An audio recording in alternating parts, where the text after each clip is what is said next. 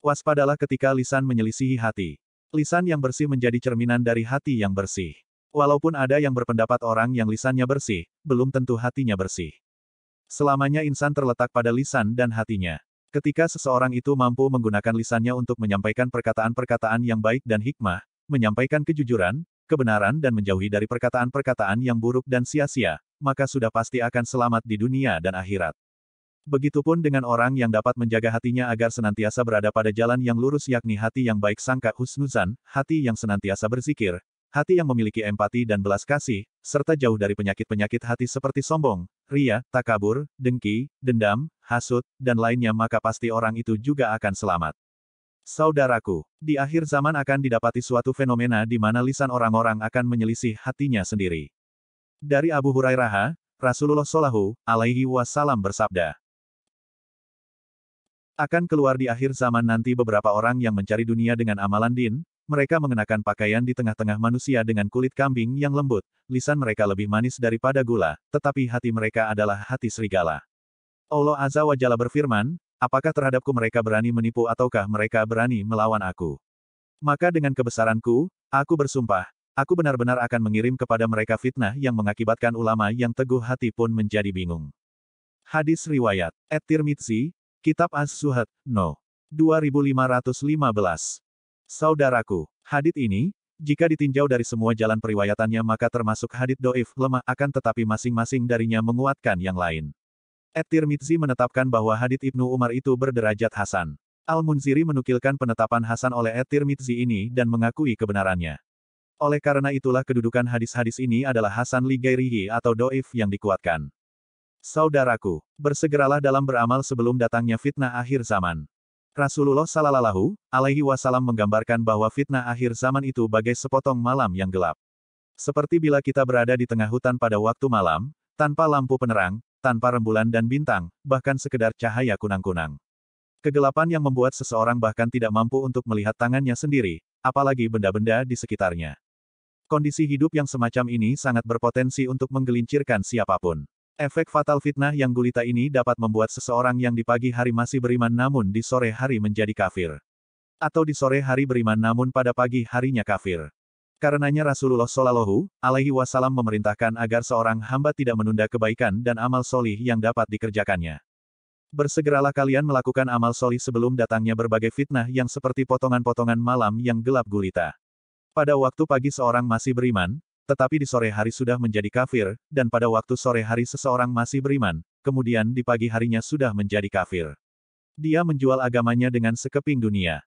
Hadis Riwayat Muslim No. 169, Tirmidzi nomor 2121, dan Ahmad No. 7687. Saudaraku, fenomena penjual agama di akhir zaman ini sudah semakin nampak, bahkan secara terang benderang. Nubuat tentang keharusan untuk bersegera beramal solih mengisyaratkan tentang datangnya masa di mana manusia akan dengan sangat mudah menjual agamanya dengan dunia. Fenomena garis bawah ulama garis bawah adalah gambaran yang paling mewakili kondisi di atas. Iming-iming harta, tahta, wanita dan popularitas dunia telah banyak menggelincirkan para garis bawah ulama garis bawah. Di antara mereka ada yang berkedok sebagai ilmuwan atau cendekiawan muslim, padahal sejatinya adalah para pengasong agama yang profesinya sebagai tukang permak ayat dan hadits, sesuai tuntutan dan selera tuan besarnya. Ada juga yang awalnya dai atau mubalik yang proses kemunculannya melalui semacam audisi atau ajang pencarian bakat. Mereka tiba-tiba tenar karena skenario opera pemilik industri media. Niat berdakwah sudah bergeser. Perannya di masyarakat bukan lagi sebagai pembimbing umat, namun sudah selevel dengan para selebritis papan atas. Penghibur dan menjadi tontonan yang mengasyikkan, yang setiap kali manggung ada tawar-menawar tarif. Pada momen tertentu menjadi ladang yang menggiurkan. Dai-dai selebritis ini melihat peluang yang besar untuk meraup keuntungan. Sebab, saat semacam itu media televisi memang berlomba untuk menaikkan rating iklannya dengan acara-acara hiburan yang berbau spiritual. Dan mereka akan menjadi tokoh utamanya. Namun ada juga yang memang dari awal sudah didesain oleh suatu kelompok atau lembaga tertentu agar tokoh tersebut menjadi maskot produknya. Dengan bekal gelar doktor, profesor atau pakar ahli, para tokoh itu dengan sangat mudah untuk melegalkan yang haram dan mengharamkan yang halal. Menebar fitnah, memusuhi pembela syariah dan tiada henti menyesatkan manusia dari jalan Allah Azza wa Jalla. Tentu saja dengan imbalan dan bayaran yang sangat menggiurkan. Bahkan para ulama yang jujur pun akan dibuatnya bingung. Dr. Al-Mubayyad mengomentari hadits di atas. Hadits ini menunjukkan sekelompok manusia yang menampakkan dirinya sebagai ahli ibadah, zuhud, dan lembut tutur katanya serta menyenangkan. Padahal mereka ini pada hakikat pencari dunia. Dunia adalah cita-cita terbesar mereka atau menjadi sesembahan mereka yang pertama. Saudaraku, keadaan lahiriah mereka berlawanan dengan kondisi batiniyah mereka. Lisan mereka menyelisih hati mereka sendiri.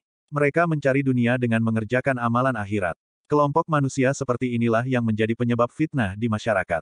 Fitnah apalagi yang lebih besar daripada orang-orang yang tampak sebagai ahli ibadah secara lahiriah, atau tampak sebagai pencari akhirat dalam pandangan orang, tetapi mereka sebenarnya adalah penyembah dunia. Arahan yang benar menurut mereka macam apakah yang akan didapatkan masyarakat umum dari orang-orang seperti ini? Hadits ini juga mengisyaratkan bahwa adanya kelompok manusia berhati, serigala berbulu domba, ini di tengah masyarakat merupakan sebab utama terjatuhnya masyarakat ke dalam fitnah yang menyesatkan. Saking gelap dan dahsyatnya fitnah itu sehingga menjadikan orang yang paling pantas mengetahui kebenaran pun menjadi bingung dalam mengurusi urusannya. Jika para ulama dan orang-orang jujur saja dibuat bingung menghadapi fenomena seperti itu, lalu bagaimana dengan kita yang awam?